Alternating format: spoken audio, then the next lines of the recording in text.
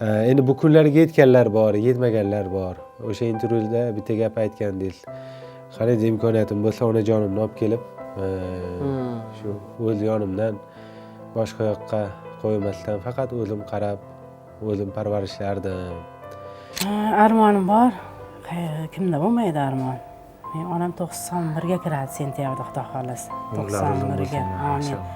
Onam hozir ko'zlari xira ko'rsa ham ko'ryaptilar. Chiqaman bo'lgan ena, ko'ring deyman. Xo'p bolam deydi. Duo qiling har doim deyman. Xo'p deydi. O'zimdan orttirib, shu bolalarni orttirib jichcha berib turaman. Agar imkonim bo'lganda, boy bo'lganda, zo'r bo'lganimda, o'zimga normalniy bo'lganimda ham uyim bo'lganda bor-ku, shu enamni uyim to'riga olib o'tirib o'zim qarardim. Xudo shohid, men niyatim shu. Enamni o'zim qarab, duolarini umrlarining oxirigacha olib xizmatini qilar edim. Shu bilan bog'liq balkim fikrlaringiz bordir. Nasib qilmadi, albatta bor.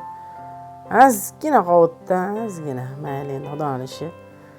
Narsa deb bo'lmaydi. Allohga qarshi chiqib joylari jannatda bo'lsin. Nasib qilmadi hatto bunday ko'rsatib turdik, mana bunday bo'layapti, unday bo'layapti deb. Shu endi armon bo'lib qoldi. Haqiqatan o'sha payt noto'g'ri gapirgan ekanman. Armonim deb.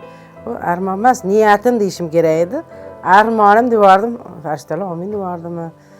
Shu onamga nasib qilmadi shu ko'rish. Lekin mana uy joyli bo'lganim ko'ngli to'q bo'lib ketdi. Shu. O'zi u narsalari mana endi yoshi katta bo'lsa inson ko'p narsani farqiga bormay qolishlari mumkin.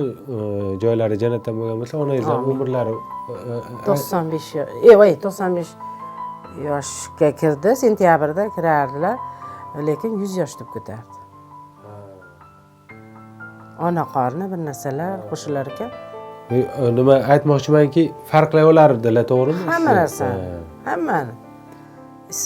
Ismlarigacha nevaralar hech kimda adashtirmaydi. Aql hushlari, qo'l-oyoqlari hamma joyida edi. Bizlarga ham shunaqa o'lim nasib qilsin, iloyim. Aql hushimiz joyida bo'lib, birovga qaram bo'lmay. Eng muhimi shu, to'g'ri.